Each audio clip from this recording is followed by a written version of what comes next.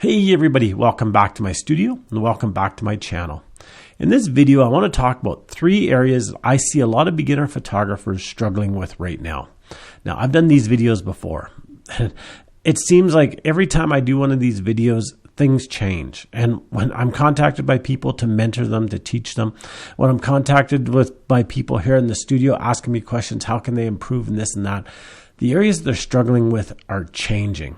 And some overlap, but a lot of them are completely different things that happen and people just can't get over them. So I'm going to talk about 3 areas right now that I'm seeing people struggle in big time.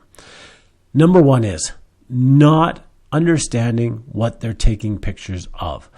People are moving from shooting this to that so quickly that they have no hope of understanding what they are doing or how to get better in that area. Perfect example. Someone came to me. They were struggling big time with posing and properly lighting wedding formal groupings. Not the ceremony, not the reception, but the groupings of people. They were struggling with posing the people. They were struggling with lighting. They were struggling with all of this. And I said, well, how many weddings have you done? And they says, well, probably half a dozen. I says, how many did you learn on before you? Well, I didn't learn on. Well, what did you shoot before? Well, before I shot real estate and I shot sports. And I said, well, that's a lot different than shooting weddings. Yeah, I found that out. I had someone else come to me.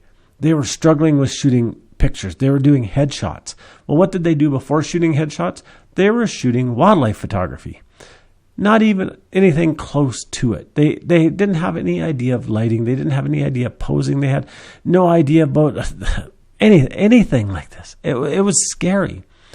And they had switched so often between different things that they didn't have any knowledge, any understanding of what they were shooting. They were just jumping from this to this to this. All the people I've talked about recently don't understand lighting. They don't understand posing. They don't understand exposures. They don't understand dealing with lights and darkness and all of this stuff because they move so often between different areas. So learn an area. I'm not saying you have to stay there forever. I'm not saying that you can't try different things. But get to understand an area before you move to the next area so that you have some knowledge to build on, so that you can offer your clients, you can take pictures that you're happy with, so that you have that understanding. Number 2, and this seems to be a huge one as well. Don't overbuy equipment. Seriously, people. If you've got a camera that works, if you've got a lens that works, you don't need to go out and buy 2 more camera bodies and 6 more lenses unless you have an absolute purpose for them. If it's just for one shoot, rent it, borrow it. You don't need to buy a ton of gear.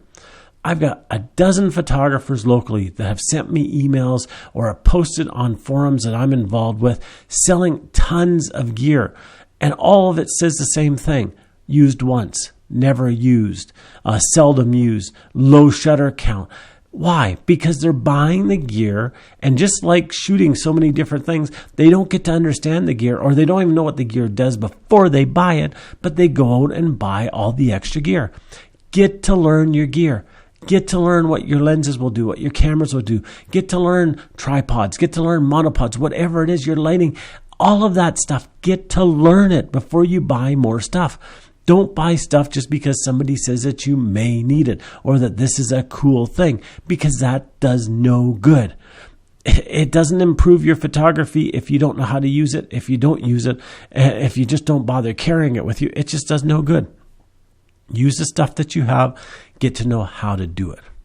Number 3, and this seems to be a big one, and I've actually had photographers stop me and talk to me about this, and they're as frustrated as I am, and that is, if you're getting into business, whether you're shooting nature and wildlife, whether you're shooting weddings, commercial, whatever, or even if you're just doing photography for yourself, stop posting everything that you shoot. Here's a perfect example. Someone went out the other day and shot about 500 pictures, probably even more. I didn't even go through all that were on there, of these birds. They weren't good pictures. They were just everyday pictures shot about noon, 1 o'clock in the afternoon, bad lighting, flat, these are just horrible pictures. And they put every single picture they shot of these birds up online. Seriously, people, you just don't need to do that. Pick your top 10%. Once you've picked your top 10%, leave it for a day. Then go back and pick the top 10% of the 10% and only post those. Stop posting everything. It's just ridiculous. People don't care about 500, 600 pictures, 700 pictures, 1,000 pictures a week, a day, or whatever you're posting, because they just look at it and go, yeah, whatever. If you're trying to sell, if you're trying to make a name for yourself, only post the really good stuff. As I said, I had a photographer come to me the other day, really upset. Says, why is this person posting so much stuff on this site? And I just sort of shrugged. I didn't say anything. It's ridiculous. Who needs to see 300 pictures a day of their cat, of their dog, of their backyard? It's just ridiculous. And it's true. It doesn't do anything. They're not selling these pictures. They're not good enough to sell. So call your stuff down.